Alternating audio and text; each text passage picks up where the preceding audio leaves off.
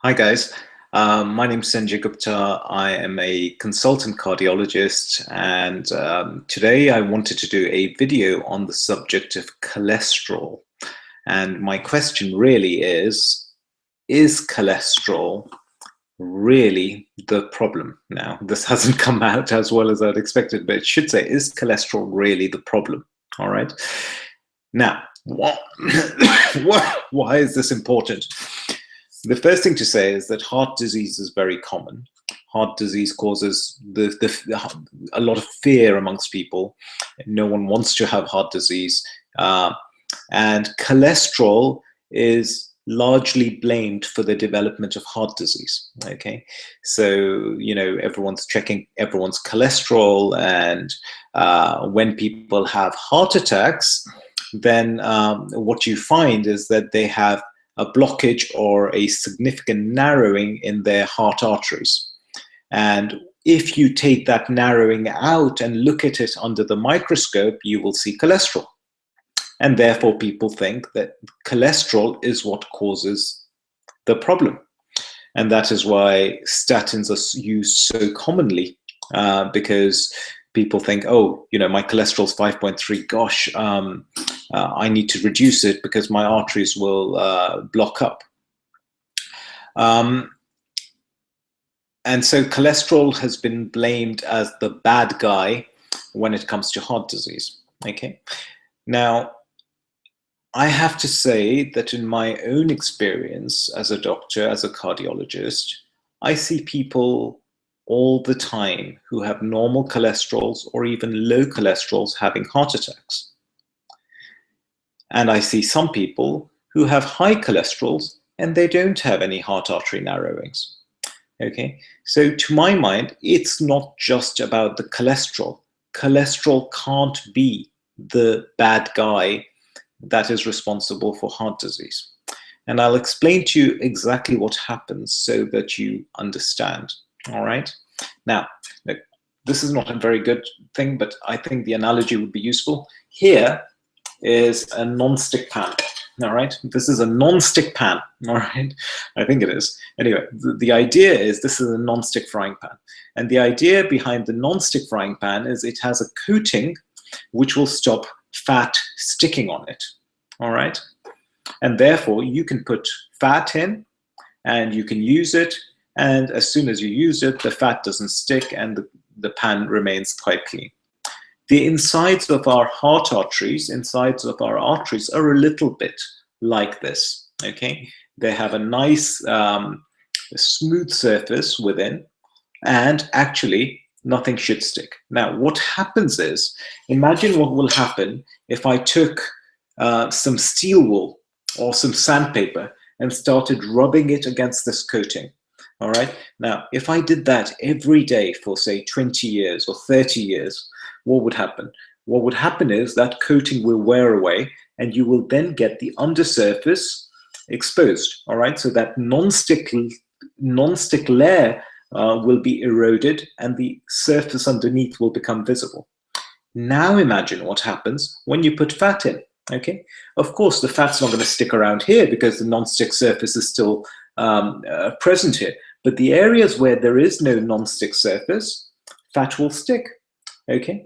And as time progresses, if you don't do anything about it, the fat will continue sticking and continue sticking and continue sticking. And eventually you'll get a little lump over here of fat. All right. And this is exactly what happens in our heart arteries.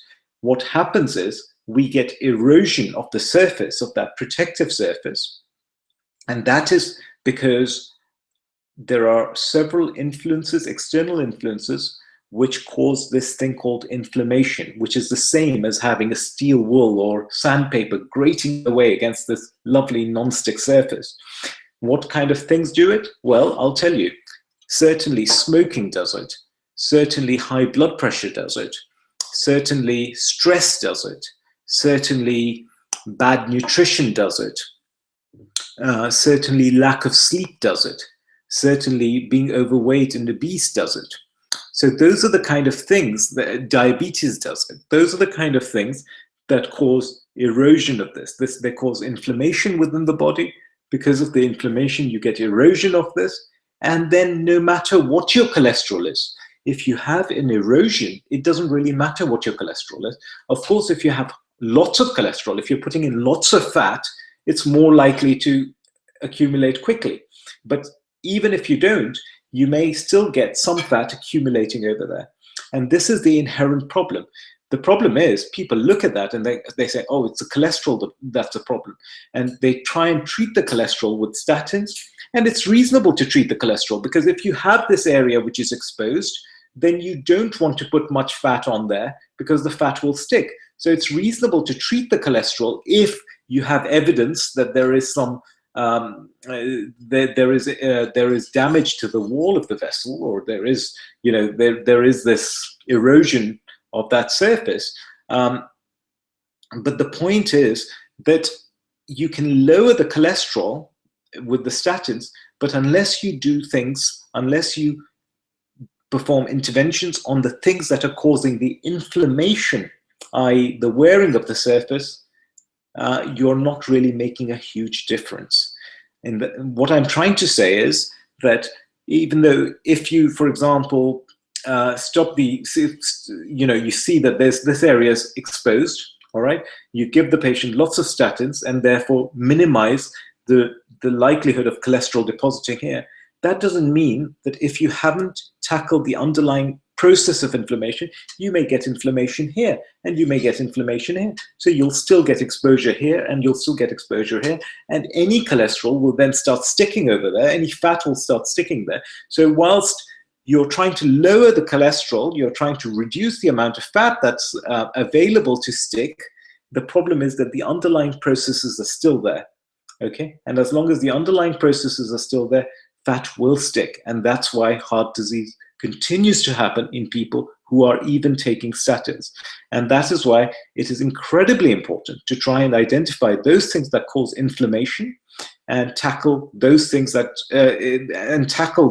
aggressively. What things cause inflammation? I'll tell you, our lifestyle these days causes inflammation. Why? One, nutrition, tons of additives, tons of preservatives, tons of processing, tons of God knows what, before our food even gets on our plate, all right?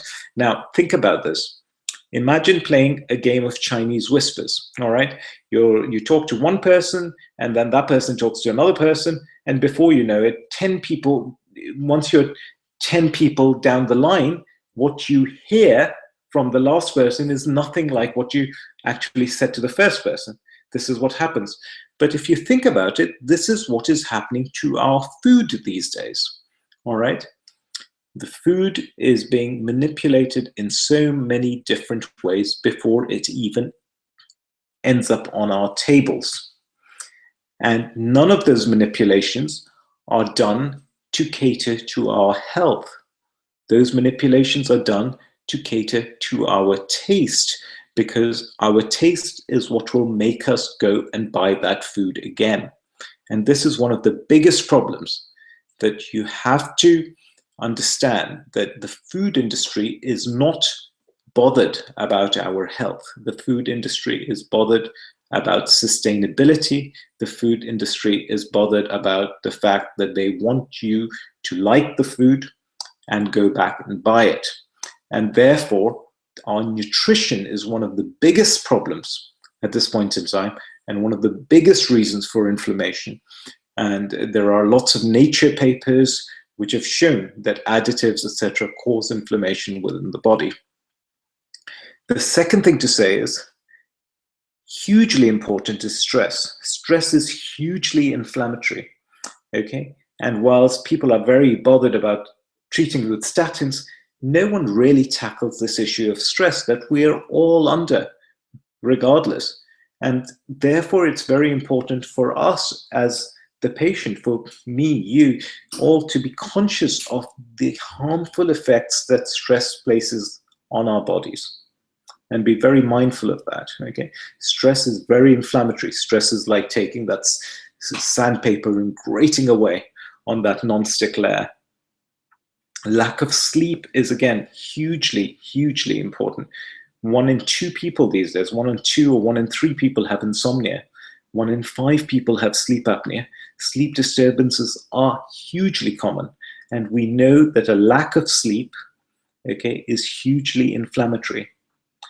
It may be that you may not notice it because we're just getting so used to adapting, but it still has a harmful effect on our bodies. And it will still be one of the most important reasons why you get inflammation developing in our arteries. And then finally, a sedentary lifestyle.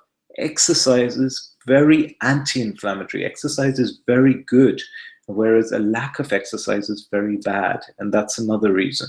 Similarly, things like smoking are really, really inflammatory to the body. And those are the kind of things we really need to tackle if we're going to get on top of heart disease. It's all very well taking statins, and I think it is reasonable to take statins if there is proof that you are now beginning to develop these plaques of cholesterol. If you have no evidence that there are any plaques of cholesterol building up, i.e. that your arteries still have that lovely non-stick layer, which is not causing any kind of plaque buildup, then I can't see any point in taking statins. Unless, of course, you have a familial problem and your cholesterol levels are so high that that even if you get a little bit of erosion, they'll just build up. So people who have this familial hypercholesterolemia should take statins. People who have documented heart artery disease should take statins. But if you don't have those things, then I'm not sure whether statins are the answer. In fact, the answer is modifying your lifestyle. Making a difference to that will make a huge difference to your outcome. All right. So I hope that was helpful. Let me just tell you a little bit about myself. So my name is Sanjay Gupta. I'm a consultant cardiologist. I work in York. And this is how you can get in touch with me. If you had any questions, you can email me on yorkcardiology@gmail.com. My website is www.yorkcardiology.co.uk. Please, it'd be lovely to hear from you. If you have anything to share, if you'd like to comment, I really appreciate that. Please also come by and join me on my Facebook page, and you can get to me by typing in yorkcardiology@gmail.com. I try and come on there and I try and answer questions whenever I have some time. But by all means, feel free to drop me a line and I'll try and answer your questions. If you enjoyed this video, please consider subscribing and consider sharing, and please tell anyone else who might be interested about this, because I think this is really the only way to good health in the future. At this point in time, everything around us is designed to promote disease, and we need to take it upon ourselves to try and reclaim our health back against all these external pressures, such as the food industry, such as the media, etc., who all promote stress, poor nutrition, comfort, sedentary lifestyle, etc. So thank you so much. All right, all the best.